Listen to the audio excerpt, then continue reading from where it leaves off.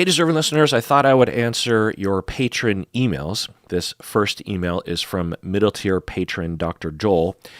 He sent me a link for an article, and he says the following. This article shows that the panel members for the DSM-5, so the panel members meaning the folks that put together the DSM, the panel members for the DSM-5 received more than $14 million in industry funding. One psychologist commented that this is why, quote-unquote, chemical imbalance it is still in the DSM-5, although there is no scientific basis for the concept of a chemical imbalance. The drug companies rule. End of email. Yeah, so I read the article. It is on Medscape, and it is about this $14 million in industry funding to the panel members of DSM-5, written by Kelly Whitlock Burton in early 2024. So I thought I would pull some quotes here. This first quote.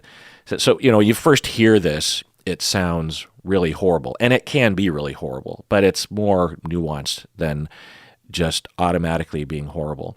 In the article, quote, most payments were for food, beverages, travel, and consulting fees. So just chiming in here, what I imagine that this is highlighting is that you have pharmaceutical companies and perhaps other companies, but I think it's mainly pharmaceutical companies that are giving money to the panel members of the DSM-5. And what the pharmaceutical companies will often do as a way of trying to ingratiate themselves on the leaders in psychiatry, and this happens in the medical field as well, of course, to a much larger degree. So the pharmaceutical companies will find out that the panel members are meeting in Chicago, for example. And what the pharmaceutical companies will do is they will say, hey, how about we pay for food and beverages and maybe even for travel so y'all can get together in Chicago and talk about how you're going to author the DSM-5. And what the panel members will say is like, well, sure, actually, but that'll save us a lot of money on those costs. And maybe they can pass those savings on to the buyers of the DSM-5. I don't know. I don't know exactly how the money trail works exactly, but they'll do that. And then there will be an expectation of advertising, right? That there'll be a banner or a bunch of pens or maybe even someone that comes in for a half an hour during and talks about a particular new drug or research or something. And as a panel member, you show up at this conference for DSM-5, and it's announced, and there's all these banners around saying, food and beverages and travel provided by Pfizer, for example. And on one level, that sounds gross, but on another level, it might not be. It might be gross. It might be influencing them to emphasize things that can increase profit for Pfizer or whoever, while ignoring the needs of the patient, which I'll get into in a second. They also accept payments for consulting fees, meaning that the pharmaceutical companies will hire these psychiatrists to come to their company and consult about whatever they need consulting around, how to design the drug or what sort of issues need to be researched or developed regarding new compounds, or maybe even marketing strategies, which, again, you could consider to be gross. But, that's the way capitalism works. And how do we manage that as a society? Well, we have checks and balances is the issue. We don't point like a lot of people will yell at Amazon for doing a lot of horrible things to their workers, to the environment, to small businesses. And we have ways of dealing with that. We've had laws and agencies established for over 100 years in this country that manage monopolies, that manage labor laws, that manage labor satisfaction or labor safety or labor rights. And we just need to use those agencies or make them more powerful or fund them better.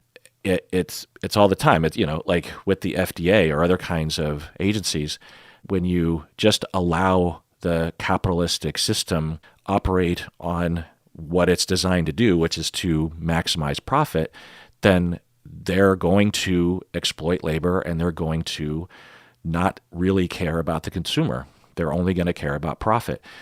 That's where the government comes in. And when the government comes in, it protects us and makes everyone happy because the corporations can still make money. They just make less money than they would otherwise.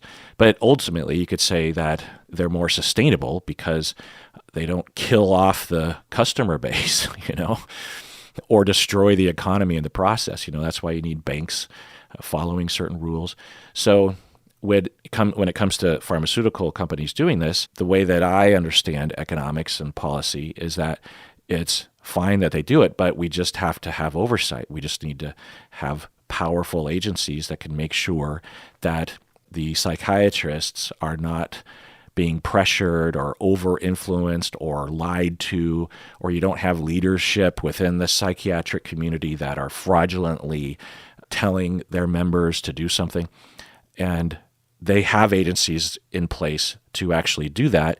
And from my understanding, they do work some of the time, but they need to have more funding and more power and more legislation. Anyway, so going on with this quote, most payments were for food and beverages, travel, and consulting fees, but more than 1/3 of contributors received compensation for services other than consulting, such as serving on a pharmaceutical company's speakers bureau, which medical ethicists say is particularly problematic, end of quote. Yeah, it's basically saying that you have these very influential panel members for the DSM-5 who it could be argued that are either being heavily influenced by these companies or are being maybe even directly paid off to do something, right? I don't know what you call back channel deals or handshake deals where you say, hey, I'll hire you to do this very lucrative speaking circuit where you could make millions of dollars if you make sure that the language regarding major depression retains that phrase, chemical imbalance. I don't know if that's where chemical imbalance is in the DSM, but and therefore that will further our goals as profit makers to sell to psychiatrists in general, not just the people you're directly influencing, but all psychiatry, perhaps around the world. And yeah, that is problematic. And, we could say, hey, you know what? Let's not have panel members receive any money from companies. That's too much of a wide open door to corruption.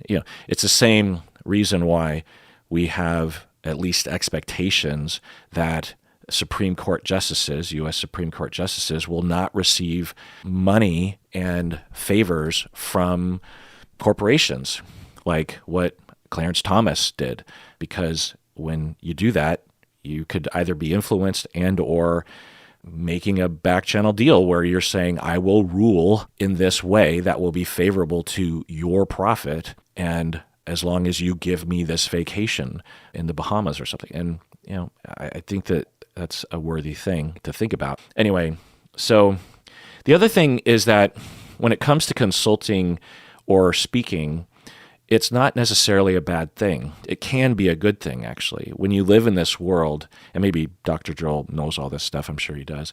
Like, imagine that you are a pharmaceutical company and you have a new drug, a new line of drugs that you have done a lot of research around. You've tested the efficacy, you've tested the safety, you've ran the trials, and you want to, at the very least, make the psychiatric community aware of this brand new compound.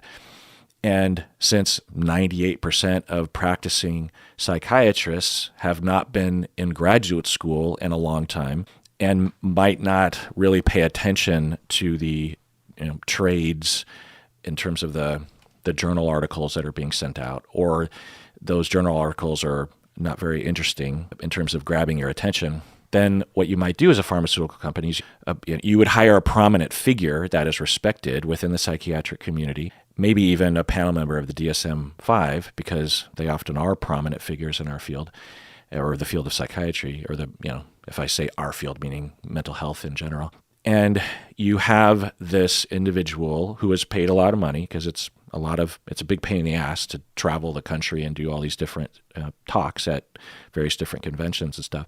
And this individual will look into the drug themselves independently, right, as a paid contractor, this prominent figure, and will give a presentation. And these presentations are very dry. They get up in front of, I've been to these presentations, and they get up in front. They say, "By the way, I'm being paid by Pfizer to talk about this thing, and this new compound has been found to blah blah blah. Here's the research. Let me show you some graphs. Here are the reports, and here is something you might want to think about in terms of helping your patients." And the psychiatrists in the audience are really happy that they have learned about this thing, because they wouldn't have learned in detail otherwise, right? So that can be a good thing. And then you could have patients that actually can benefit from this prescription, from this compound. So it can be a good thing. But of course, if you have nefarious actors or a lack of critical thinking or a lack of checks and balances, then of course you can have a pharmaceutical company who ultimately doesn't really care about the community because they're for profit, right? And they pay someone who, for themselves, they might think, well, I'm not quite so sure about this drug. I'm not sure about the safety. I'm not sure about the efficacy. And I don't know, but they're paying me millions of dollars. So screw it. I'll sell myself out, and I will ignore the downside, and I'll promote the good side, and I'll speak to that at the conference. And then you have all these psychiatrists who don't know that that's what's happening to you. And then you rinse and repeat this over and over again, and you have a problem. And, this happens. We have very well-documented cases where this will spin out of control, like with the overprescription of opiates. We're still dealing with the downstream effects of that capitalistic, corrupted process. There's whole documentaries about it, and it's a problem. But that's what companies are going to do. And we live in a country where there's supposed to be free speech, right? You're supposed to be able to speak with your dollars, where you are saying, I would like to hire this person. So we don't just shut that down. In my way of thinking about how to form a society for the benefit of the people, what we do is we just have government oversight that is well powered and funded and has enough staff and isn't bogged down by politicians that are trying to undermine everything. You have a system that keeps that all in check, right? But anyway, getting back to the DSM in and of itself, yeah, there's always been a criticism that the DSM, quote unquote, medicalizes psychological issues. And if the pharmaceutical companies are heavily influencing, if not doing these back channel deals with the panel members of the DSM, then that medicalization of the DSM language could be furthered, right? And this is a very complicated issue, but essentially the argument, which I agree with, is that it doesn't adequately emphasize sociocultural factors, and it also frames everything behaviorally. And I talk about this occasionally. It's not something that I came up with. It's just an understood thing in our field, that the DSM, its purpose is to try to be as, quote unquote, medical or as behavioral or scientific or concrete as possible. And it's hard to do that when we're talking about psychological issues. Like, for example, with depression, if you actually talk to someone who suffers from depression and just say, hey, describe what it's like, you're going to hear a lot of detail, and there's going to be a lot of subjective experiences. They'll say, I don't know, I just feel like I can't really get up in the morning, and I know that there have been times when I didn't feel this way, but I just feel this way. I feel like I just can't get my brain to move. I just stare at the wall, and I know that I could get up and do something or work out or even just take a shower, but I just can't seem to motivate it's like I just don't want to. It just feels like I can't, okay. So that's one version. That's one particular profile of someone with depression. And how do you concretize that narrative? Well, in the DSM, they try to concretize it by saying, has there been a change in appetite? Has there been a change in your sleep pattern, meaning you're sleeping more or sleeping less? Does the person find that things that used to be pleasurable are no longer pleasurable? Those kind of language. And it tries to make it concrete, because if you have a lot of criteria that are just like, well, they might kind of feel this way or that way, or they might give a vibe of blah, blah, like it's harder to lock that down. And I appreciate the DSM actually doing this, but if we as clinicians, and particularly, I guess, the public as well, consider the DSM to be the only way to describe something, then you're missing what most believe to be 90% of what the condition is, right? Things like schemas and trauma and emotion, these are not captured in that language because you can't see it. You can't see an emotion. You can see affect, you can see a display of emotion, right? But you can't see a subjective experience. You can't observe that. And I think that it's great that the DSM tries to make it as concrete as possible, but clinicians and everyone need to understand that the condition is way beyond what the DSM is trying to describe. Like with borderline personality disorder, for example, they'll talk about, I'll just quote from the DSM. They'll say, a pattern of unstable and intense interpersonal relationships characterized by alternating between extremes of idealization and devaluation. So a pattern of unstable and intense interpersonal relationships. Well, what does that mean exactly? But that's the observation, right? And that's a pretty good description, but I would also, as y'all know, would include a discussion of distortions and schemas and lenses, interpreting the data coming in through a particular lens, and imagined betrayals, right? From the outside, it will look like, wow, that person has a lot of unstable and intense relationships. But that's just what you see from the outside. And it's confusing if that's as far as you understand borderline to be, which a lot of clinicians, unfortunately, that's as deep as they'll go. For me, that's how I understood borderline for a long time. Once I started treating people with borderline, I suddenly saw the light. I was like, oh, there's this whole other thing that generates all of those symptoms that are listed in the DSM. Like another DSM criterion is impulsivity.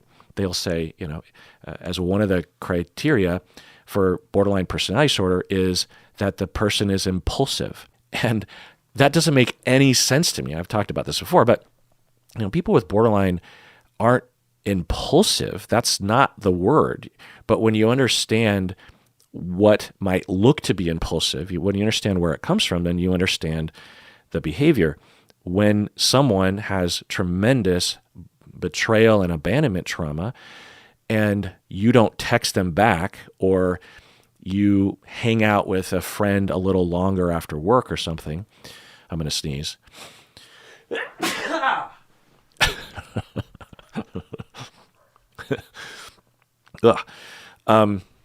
That was impulsive. So when you have someone with massive betrayal trauma and abandonment trauma, and their spouse stays a little long after work with someone that could be interpreted as a target of romantic or sexual energy from, what I'm saying? Like you have a guy who has borderline, and his partner, who's also a guy, is hanging out with another gay guy at work. And for the borderline guy, he can be triggered, right, by that. And so he might, quote unquote, impulsively decide to binge drink, even though he doesn't typically do that. Or he might impulsively decide to drive recklessly one night while he's driving with his partner because he's really angry or something. From the outside, that's labeled by the DSM as impulsive, but it's not generating from just a drive to be impulsive, or what you would call people with ADHD being impulsive, right? It's not an impulsivity problem. It's a triggering problem. It's sort of like saying that when people that have PTSD, like say someone has a trauma regarding a car accident, and they are being asked to get back in a car a week later or a month later or a year later, and they say, I can't do this, even though they had agreed that they were going to do it. And then from the outside, you would say that's impulsive because they suddenly decided that they're not going to get in the car. No, they're not getting in the car because their trauma is being triggered. For the individual that is binge drinking, and they say they don't even normally drink at all, and you say, oh, that's impulsive. No, it's not impulsive. It's a trauma problem, So yeah, the DSM, it's there and it's fine, but it's not the end all a way to understand these disorders. But getting to the allegation or the worry that the DSM is worded in a way that's pro-pharmaceutical company, it doesn't really do that. I actually picked up the DSM just to make sure, and I was really looking for evidence of corruption, and I didn't read the whole thing again, but it's languaged in a way that is pretty consistent and is in line with a lot of the independent research language. For each of the disorders in the DSM, there are a number of prominent groups of researchers that will spend their entire career, basically their entire working life, they will spend researching and writing about that one disorder. Like you have Robert Hare, who developed his criteria for psychopathy. He spent his entire career from the 1960s until today researching and writing and talking and thinking and treating people who have psychopathic personality disorder. That's how people get ahead in our field, is by hyper-focusing. And so these individuals are so into their work that for a pharmaceutical company to come along and try to influence them, I just don't see that being an easy task. Plus, a lot of these folks have a lot of integrity. People don't go into this field because they want to make $1 billion. That's why when you look at things like other industries where it is typically attractive to people that want to make a quick buck, like banking and finance or real estate or something, then yeah, you're going to get a higher rate of fraud. In my field, is there fraud? Absolutely. But it's just not as much of a problem that I personally worry about. It is a problem, and we need to do what we can. But another protective cultural factor is consensus. Consensus is a very strong force in our field. Most of the time, that's a good thing. Some of the time, it's a bad thing. But it keeps people in check. That when you have a researcher, like say you had a pharmaceutical company that managed to influence or coerce a prominent figure in our field to start going down a road that basically said, I don't know, let's take an example, like the only treatment for ADHD is medication, for example, or even a specific medication like the SNRIs that are, at least in my anecdotal experience, not as widely used as the stimulants are. So let's say you have one of the DSM panel members who is the prominent figure in ADHD research and psychiatry, and the SNRI manufacturer manages to get under their skin, and they start giving talks or writing papers or maybe even inserting language into the DSM that the primary treatment is SNRI, or they're emphasizing it as an up-and-coming thing, or they're emphasizing it as equally as effective as psychostimulants or something. Well, the consensus in our field would come down so hard, and that happens in our field. They would come down so hard on them because there's so many independent university researchers that are outside of that money stream from pharmacology and have a lot of integrity and are very noticing of unethical kinds of things. Again, are there problems? Yeah, there are, absolutely. But overall, there's a lot of positive things in our culture that I think are working against it. Having said all that, it is a problem that you have leading figures and a culture within psychiatry that, in my opinion, and there's data to support this, and of course anecdote to support it, that you have an overall culture of overprescribing and an overall culture of downplaying non-medical treatments like psychotherapy, for example, or exercise and diet.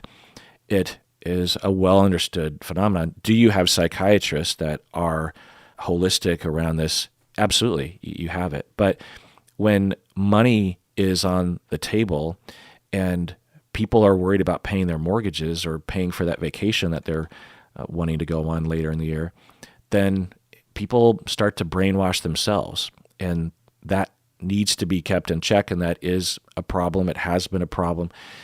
I don't know to what degree. The psychiatrists that I talk to are pretty cognizant of that and are very caring about their patients and are very careful about overprescribing and try to remember not to consider everything a nail when they have a hammer. You know what I mean? That because they have one tool, or often they consider themselves having only one tool, which is medications, then all problems look like they can be solved with medication. The psychiatrists that I know try to keep that in check, but, it's a thing. And it's similar in my field, right?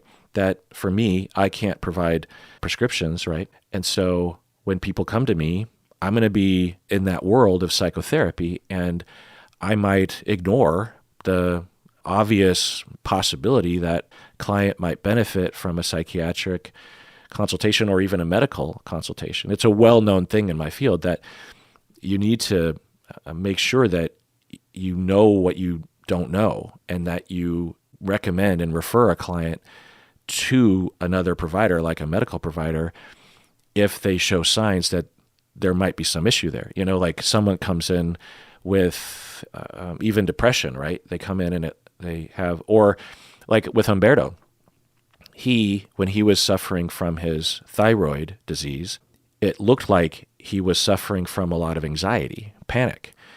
And a lot of people were framing it that way.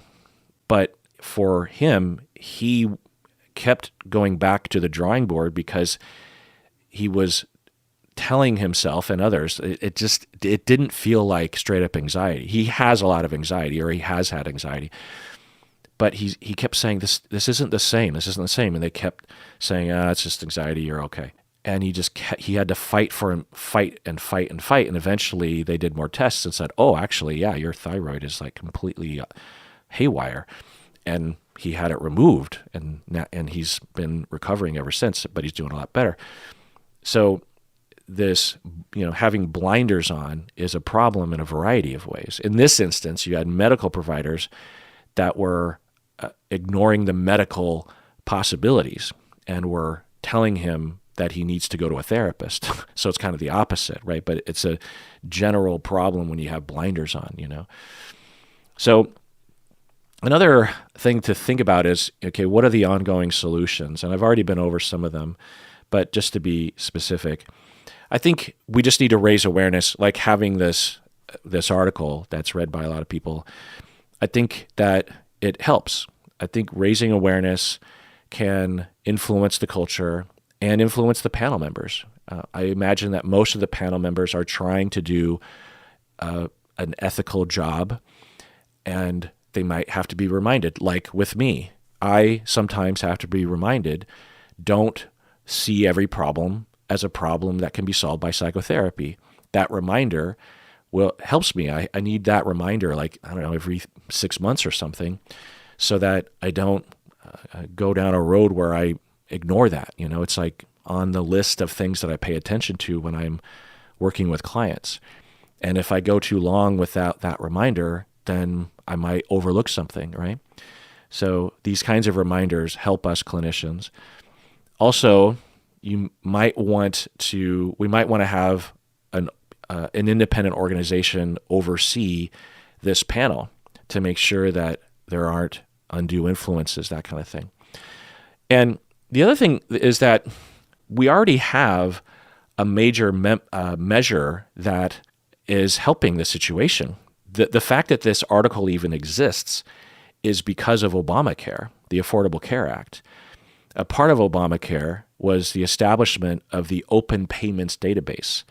This database collects, these people, they collect and publish data regarding how the medical providers and other entities, how money goes between them, like pharmaceutical companies. The fact that this journalist can even report that the panel members received $14 million. The only reason why that journalist knows that and can report on that is because of Obamacare. And so this is legislation. This is federal government oversight by a government agency that is funded, that has power. Just like how the government agency that shut down Theranos with Elizabeth Holmes, because her and her colleagues were committing fraud and harming patients with their lies and their bad test results, right? They're also lying to investors. And the agency that came forward, I think it was like a Medicaid agency, after so many people tried to shut Theranos down and look into it, it's depicted well in the Dropout, the TV show, this like unassuming, very polite inspector comes in with, and I'm sure this is dramatized to a large extent, but this guy comes in who has a pencil protector and his glasses, and he's like, I'm here to inspect the machines. And he has that power because of legislation and because of laws and because of funding.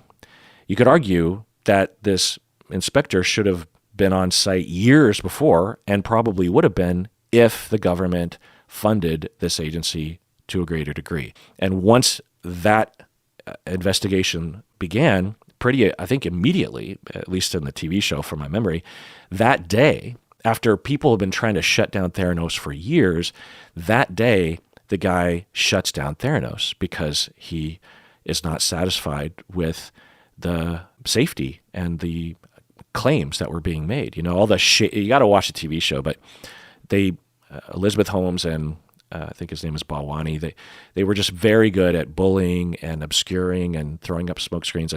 And so you have a government agency that shut this down.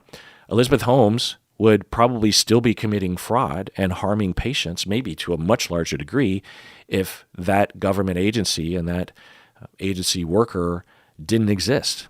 So these things can be made more robust to keep psychiatrists in check, not because all psychiatrists are corrupt, but the few that might be can be punished and stripped of their license or influenced or threatened with some kind of action so that they stay in line, So anyway, let's go on to another email. But first, let's take a break. All right, we're back from the break. Let's do an OPP. These people became patrons all the way back in 2021 and are still patrons. We have Ashley from Flushing, New York, who is at the mug level. Then we have a bunch of middle-tier patrons here. We have Andrea from North Sydney, Australia. We have Michelle from Shell Harbour, Australia. We have Taru from Helsinki, Finland. We have Letitia from is that Columbus? What is that? It says FR. That seems like it'd be France, don't you think, as a country code? Yeah, it is France. So Columbus, France. Interesting. Sayaka from Paris, France.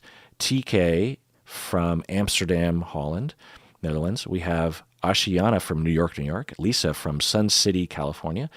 Journey from Revere, Massachusetts. Journey, what a great name, Journey.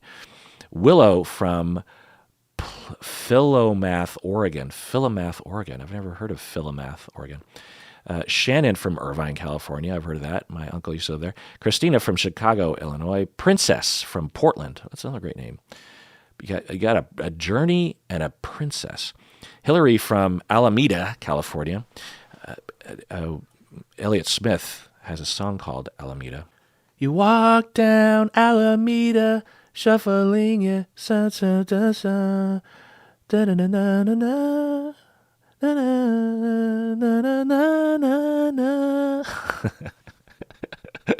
Oh God.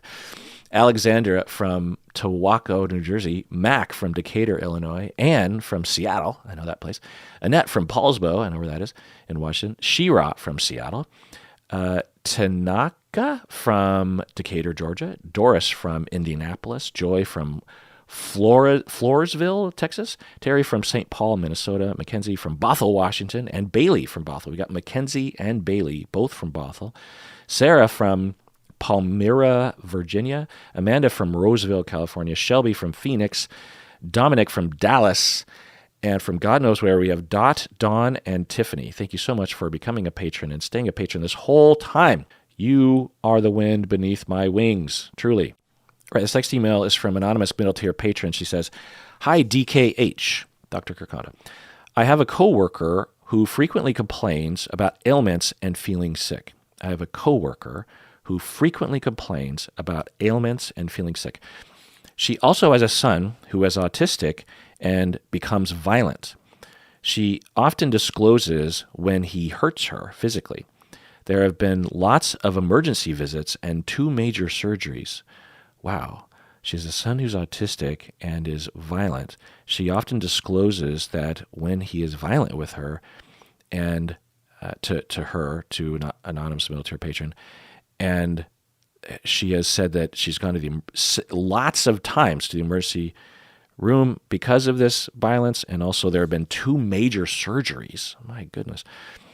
She sometimes considered, this coworker, sometimes considers hiring a support worker or putting him in a home, but she often changes her mind, or she's worried that he'll get mad or that she will feel guilty for it.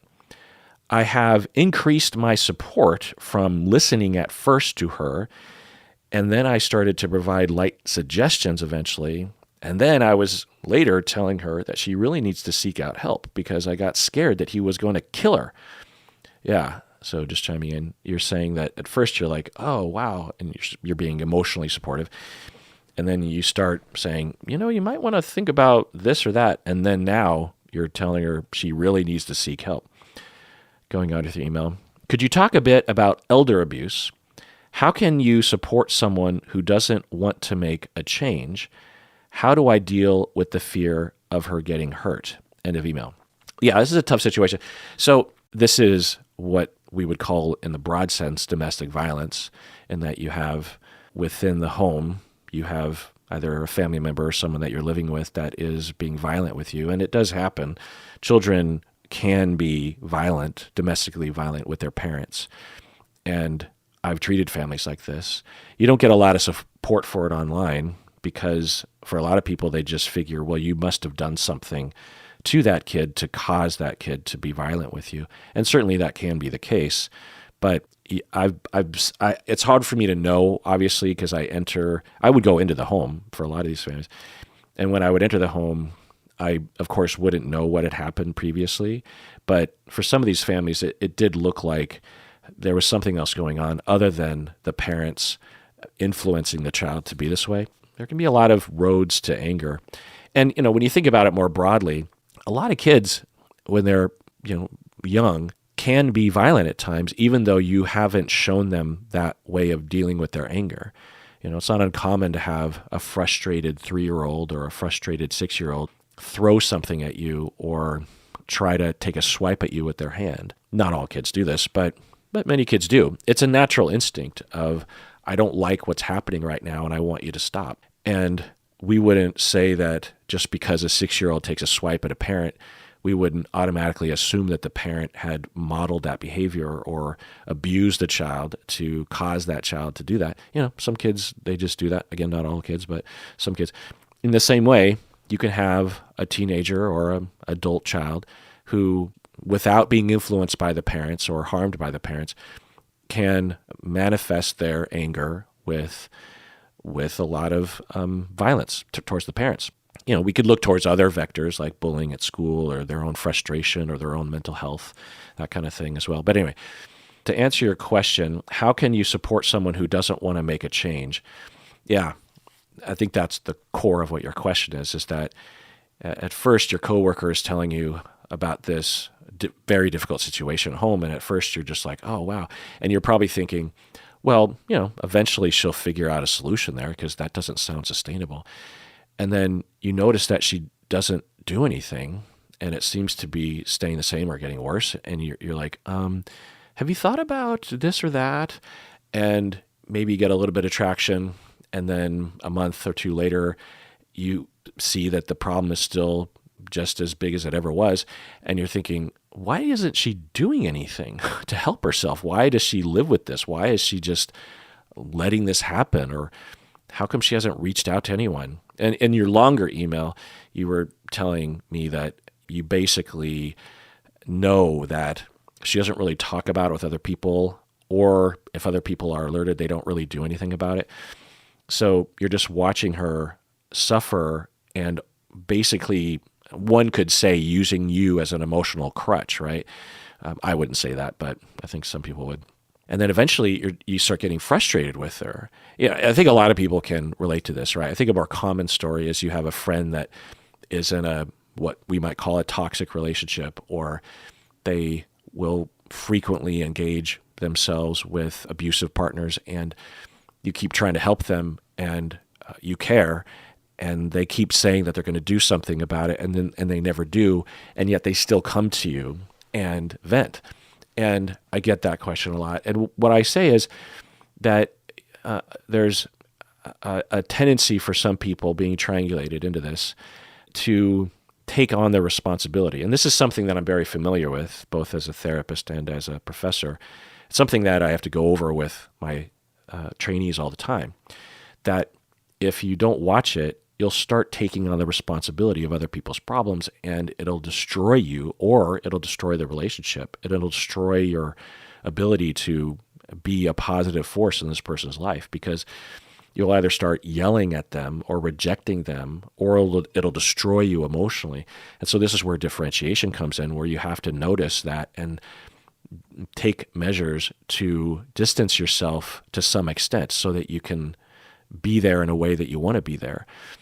And so for you, anonymous middle tier patron, one option, and again, there's many, but just try it on for size. This is what I would be considering doing based on your description, is to, when I'm not with her, to just kind of take a step back and look at the big picture and look at what I want to do given the situation. And what I would want to do is I would want to be there for her because I care about her. And I would also have an urge to save her, but I would know, based on your description, that even if I took measures like I don't know, I called the police or something, she would have to follow through with those things, and she apparently is not ready for that. Now, she might be abused. So the other way to look at this is that she is an abused victim, and she is being brainwashed and beaten down and isolated, and she has maybe even been kind of gaslit by her child. And that's another angle here that could inform the sort of things you recommend, like that she might benefit by consulting with a DV advocate, an intimate partner violence advocate, someone that would be able to speak with her in a way that would elucidate that possibility so that she could start to extract herself from the mindset of demoralized victim. You know what I mean? A person that doesn't have any control when she does have some power, and could gain more power. And she deserves to have that power because if she's going into the hospital multiple times and has had 2 major surgeries, and that's just the violence that's resulted in those kinds of things being necessary. All of the times where she's been harmed physically, all the times that she's been intimidated, all the times she's been yelled at, it's got to just be really high up there, And so what I would do is I would, as a friend, listen, and I might even say something like, "Hey, let me tell you my journey that I've gone on with you. At first, and overall, I want to say that I love you and I care about you and I worry about you. And when you first started telling me about this, I thought, wow, this sounds really horrible, and I felt really bad for you, and I didn't know what to do, but I figured since you were aware of it that you would do something to change it. And I don't know what it is that you can do to change it, but it just seemed like you it's sort of be like if you were telling me that you had a toothache, I would have figured that you would call the dentist. So as time went on, I noticed that you weren't calling the dentist, or again, I don't know what you're supposed to do. I just feel like there should be something. But so I started throwing out some suggestions, and I was really hoping that, I don't know, either you would take those suggestions or find another set of solutions, because I worry about you, and it kills me to see you go through stuff like this. And then a bunch of time went by even further, and it seemed like it was just getting worse, and I just felt so bad. And so I don't know, I just felt like I needed to do something about it. So I would really insist that you do something, because I'm over here feeling powerless over the harm that you're going through, and I care because I care about you. And I don't know what to do, and it pains me to watch you go through this. And so for me, for my sanity, I have to figure out how I'm going to deal with this personally. And it's not anything close to what you're dealing with, but it is hard for me. And so what I decided is that I'm going to listen to you, but I have to kind of keep you at a distance when it comes to this, because if I get too involved, I won't be able to sleep at night. So, feel free to talk with me about it, but just know that I'm listening and I care, but I'm also actively trying to resist the urge to get involved, because I just don't see that being of any use. And if you want me to help you, I would gladly do something. If you want me to look into something, or if you need help, if you want to go together to a thing, I could do that. If you want to do that, a middle tier patron. But aside from that, I think I have to calm down a little bit when I'm listening to you.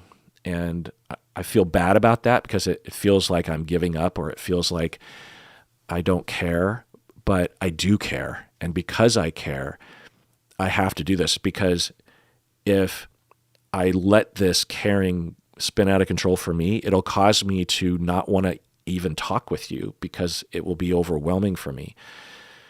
So because I care about you, I am kind of drawing a boundary around that. Again, you can talk with me about it, but just know that I'm not going to get as emotionally involved as I was. End of role play. For some people in her position, the coworker, she might actually appreciate that. She might say, you know what, thank you, because I don't want this to harm you. I want to be able to vent about this, but I was noticing it was causing you to be agitated, and that was kind of bumming me out. So it would help if you did that. And I'm glad you're telling me that, and thank you for not rejecting me or judging me or anything. Who knows? And that applies, if you have a partner that is in an abusive relationship, or they keep dating abusive people or whatever. It's the same thing. Now maybe for you, regardless of the situation, that isn't the goal, and that role play isn't fitting to your overall goal. For some people, they might say, I'm going to double down on trying to help them, or I'm just going to distance myself from the person and slowly back myself out of the door, or even just tell them I can't really be your friend because it's too painful. Those are options too, but you want to think about what you want to do and how you want to protect yourself, really. All right, let's take a break. All right, let's do another OPP. I'm sorry for doing so many OPPs. I just feel like I need to catch up. These people became patrons toward the end of 2021 and are still patrons. And this is a long list, but I hope you'll indulge me, because they're all from other countries besides the U.S. I sort of grouped them together. So we have Samara from this has got to be Australia, right? Toongabbie. Toongabbie is a city in Australia, yeah. That sounds fun, Toongabbie. Vicky from the Junction in Australia. Sonia from Joslin, Australia. Zoe from Melbourne, Australia. Emma from, all these people are Australia. We have Emma from Ballarat East, Australia. Sarah from Melbourne. And Rachel from Joondalup, Australia. All right, these people are all from Canada. We have Paige from Edmonton, Nancy from Edmonton, Aaron from Edmonton, Teresa from Calgary, Amanda from BC, Victoria, BC, good old scenic Victoria, Sam from Vancouver, BC, Alexandra from Lanceville, BC, Kate from New Brunswick, and Danny from Toronto. All right, and these people are all from Switzerland. We have Isabel, Linda, and Bettina. Isabel and Linda are from Zurich, and Bettina is from Opfikon. And we have someone from Costa Rica. We have Eileen from San Jose, Costa Rica. And these are all people from Germany. We have Vincent, Lisa, Eve, Peden, and Sarah. Vincent from Grebenstein, Lisa from Hamburg, Eve from Hamburg, Peden from Aachen, and Sarah from, there's too many, there's like a, there's a pi, the symbol for pi, or for paragraph. No, the symbol for paragraph. Is that the same? Anyway, I don't know how to pronounce that. And then we have, these people are all from Great Britain. We have Ellie from Baildon, Suhana from Bournemouth, looks like Bournemouth, but I'm guessing it's Bournemouth. Jane from Leeds. I went down a kind of a rabbit hole regarding the accent from Leeds. What was I watching? I think I was watching The Crown, maybe, and someone had an accent, and I thought, oh, that accent is really cool. And I looked up where that person was from. Well, first off, I was like, I bet you anything that's like Northern England, a North England accent, because it sounded a little bit more Scottish to me, sort of like in between. And I looked it up where the actor was from, and boom, Leeds, which is exactly between, it's like North England, close. Anyway, I don't know if any of that is true, but it led me down a rabbit hole of watching a lot of YouTube videos of people doing accents from that area. And apparently to a lot of English folks, that accent is kind of funny to them or something. Anyway, Challen from Cleethorpes, Tig from Tadcaster. Tadcaster sounds like a guitar, like Telecaster or Stratocaster, the Tadcat, and there's that band Tad. Anyway, Chris from London, good old London. All right, these people are from a country with a country code GR, which is Greece. We have Elena from, I can't read that. It's like wingdings, honestly. And then Maria from Athens. I've been there, actually. It's really good. We have Ella from Israel, from Tel Aviv. We have Gaia from Italy. And we have a bunch of people from Netherlands here. We have Sushi Moose from Amsterdam. Joost from Noord-Holland, look, maybe like North Holland. Tom from Augstgeest. That's terrible. And C from the Hague.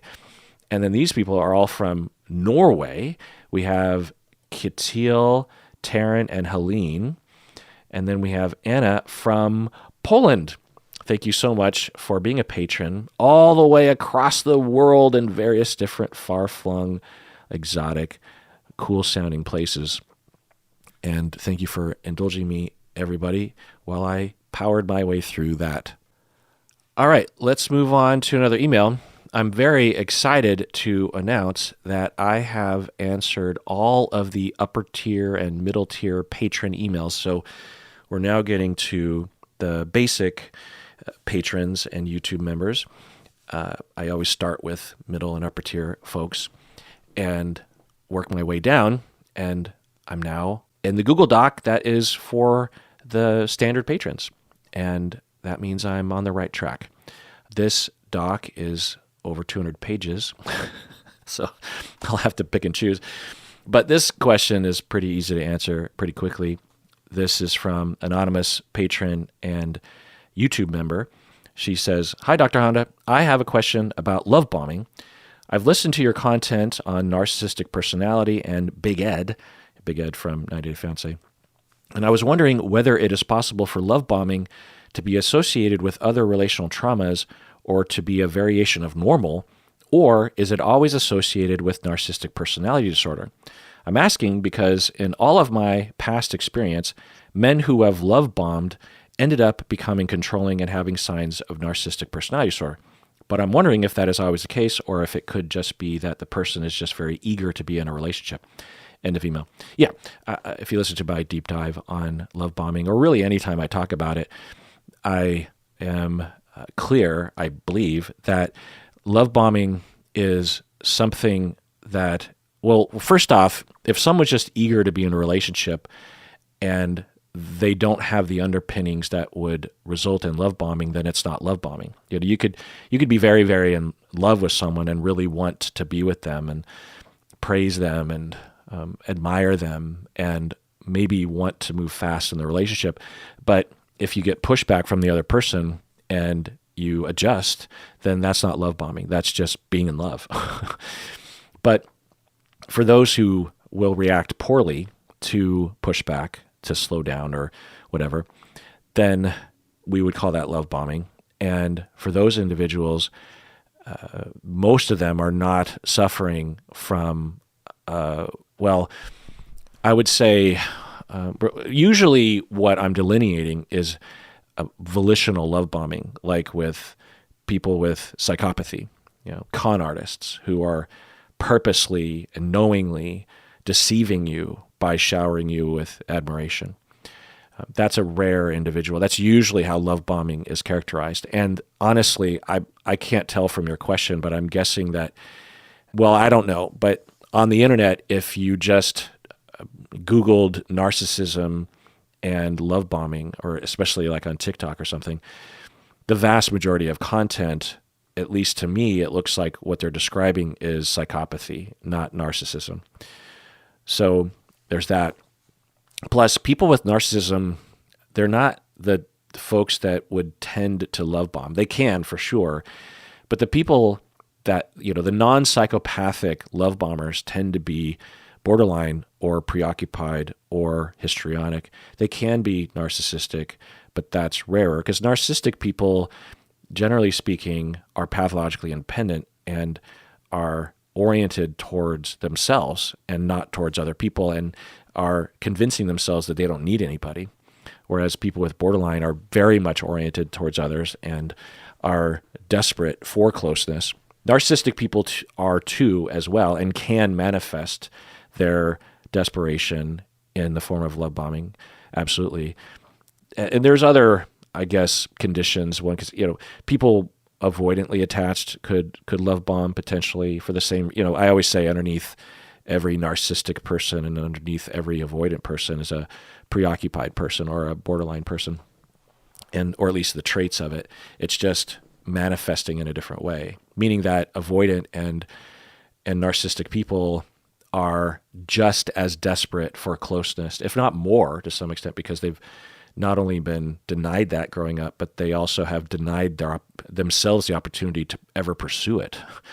So love bombing typically comes from some form of trauma and is not on purpose. Now, to be clear, just because it's not on purpose does not mean that it's not harmful. It can be very, very, very, very harmful and abusive. So I just want to be clear about that. And really, this points to a larger issue, that this association between abuse and narcissism or psychopathy needs to be divorced. We need to separate those two. There's a Venn diagram, but most abusive people, in my experience, and I think research shows this, most abusive people, well, of course it does, because people with antisocial personality, people with psychopathy, they're a rare bunch, but there are a lot of abusive people. A lot of people have been through abusive relationships. So by definition, they can't all be psychopaths. And only a small percentage of them can be psychopaths. There's probably a greater rate among abusive people regarding psychopathy and antisocial, but it's by no means like even a large minority. It's probably instead of being 1% of the population or 2%, it's probably like 5 or 7% or something of abusive people suffer from antisocial or psychopathy. I don't know the exact number, but the point is that we need to recognize that, well, let me put it to you this way. When you think of an abusive person, what I would hope after listening to me yammer about this so often, both on the audio podcast and in the reaction videos, that when you think of an abusive person, please, if it's a quintessential abusive person, do not think of a con artist or a psychopath or someone lacking in empathy. What I want you to think about is someone that actually has empathy. They have the capacity for compassion and love and remorse and feeling bad about their abuse, but they either suppress that or avoid it or deny it so that they don't feel bad. That's the issue. And that, I guess, I understand why people would think about those people as being psychopaths, because how could they continue to do something harmful to other people without stopping themselves, without trying to work on it, right? Or even with blaming the victim. But abusive people people in general, we do all sorts of things to justify our actions and to help us get through the day. And for abusive people, they'll do that. Plus, what generates the abuse is a massive distortion of what's happening before them anyway, right? You have, a partner who, like that previous example I gave, where you have a gay couple and the partner stays long at work. And let's say that the preoccupied person at home is, or I guess I was saying earlier, borderline. So let's go with that. So you have the person suffering from borderline and they haven't been through treatment and they're not aware. They don't have any insight into what's going on with them. And they also had violence modeled to them when they were a child.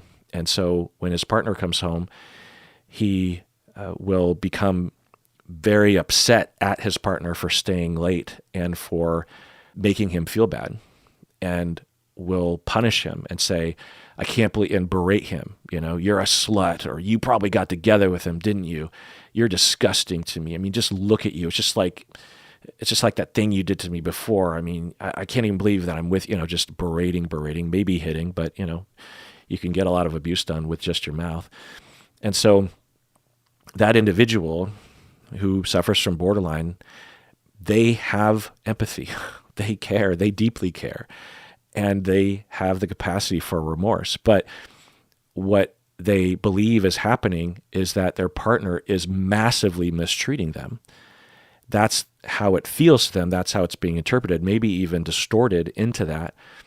Like they might convince themselves that they did have sex with this other person at work.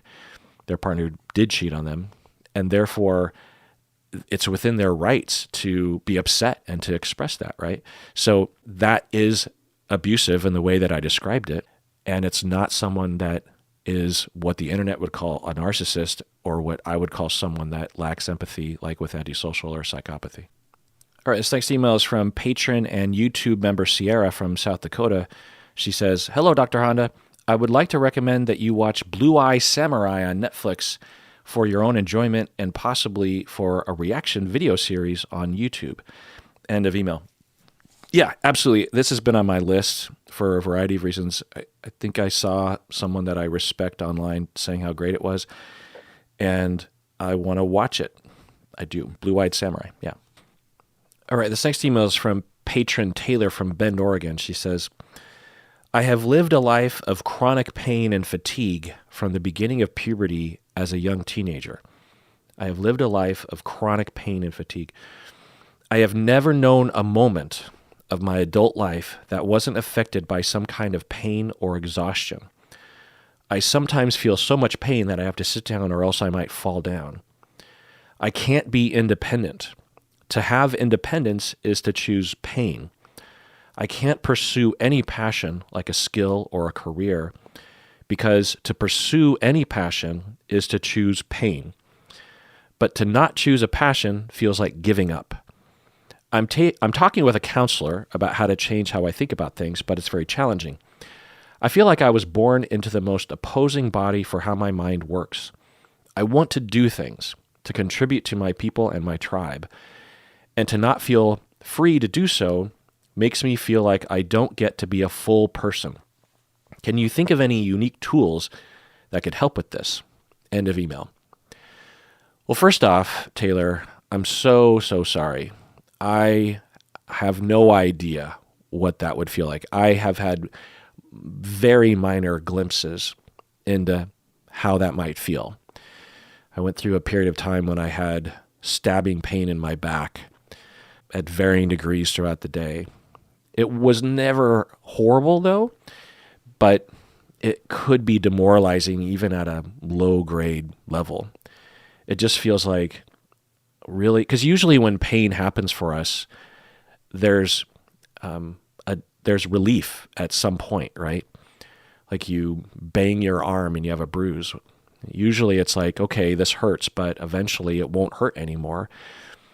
But when you are dealing with any kind of chronic pain, even if it's at a low degree, it can be very demoralizing. It just feels like for the rest of my life, and it could get worse. And that's what it was really scary to me, was like I would hear these horrible cases of people in their back pain. And the problem is I have a football injury in my lower back. I think it's a football injury. It's unclear exactly when it happened, but pretty sure it happened playing football. And I have a broken bone in my back, in my spine, and it makes it so that the vertebrae are pushed forward, meaning, and I think 2 vertebrae are actually touching at the back, and it'll, put stress on certain nerves, and that'll cause a lot of pain, that sort of thing. And so there's only so much you can do. You can, for that kind of problem, like working on your core strength or stretching or taking it easy on your back. But the kind of problem that I have, it just is the way that it is. And apparently that's after talking to multiple specialists. And in all likelihood, it's just going to get worse over time. And you just have to hope and pray. And, at first I'm thinking, well, isn't there some sort of surgery we can do? And what they'll say is, research shows that doing surgery is an option of last resort because you can actually make it worse with surgery. It isn't guaranteed to work. And you say, well, aren't there medications? And what they'll say is, well, yeah, but you will become tolerant of those medications such that they will no longer work, and you'll need more and more of the medication, and eventually you'll be taking so much that you're basically suffering from it just can spin out of control and harm you. And so for a lot of people today who deal with chronic pain, there is no solution. And it just seems like of all the things that medical science could have solved by now, you would have thought that this could be one of those things. And of course, pain has a lot of sources, but it just seems like, isn't there something you can do? Some kind of thing that you can do to the nerves, or something you can do to the brain, or I don't know. It's such a tragedy. And I'm so sorry that you're going through this, Taylor. It just, and for me, my back pain went away without really any reason. I did all the things and nothing seemed to work. And then at some point, years into it, it just disappeared. I'm like, well, thank God, So in that moment, I had a glimpse into that. I can't imagine what you're going through. I'm just so sorry. And I very much doubt that I have any unique tools to give you, because I'm sure that you've heard them all and thought about them all. But the only thing I can offer, and I'm sure you know this, but I do hear from people who suffer from chronic pain that there's a third option. You lay out 2 options. One is to pursue your interests and choose to double your pain or triple your pain or something. Or you give up and do nothing and have less pain but still chronic pain. Well, for these folks, I'll hear them talk about a third option. And the way that they talk about it, it's metaphorical, and it's not easily adopted from the outside. But the way that they talk, there'll be things like that they'll lean into the pain, or that they'll use the pain, or they'll find meaning while pursuing things while having the pain at their side or something. It ends up being like that, in terms of the solution. There's some kind of wisdom that I think these people will develop. And it's horrible that they have to develop these sorts of wisdoms. And I'm sure that these wisdoms are at the pinnacle of human abilities. I think it takes a very rare individual to be able to find that place. And maybe it's a bit of random chance as well, but I think it's a lot to ask of somebody, right? There's also the possibility of pursuing things that are easier to pursue, things that cause less chronic pain. I don't know, but again, I'm quite positive you've thought about that. At the very least, Taylor, what you deserve is love and care and compassion and attention and help. This reminds me of what's her name? Is her name Science Girl? I have to Google it.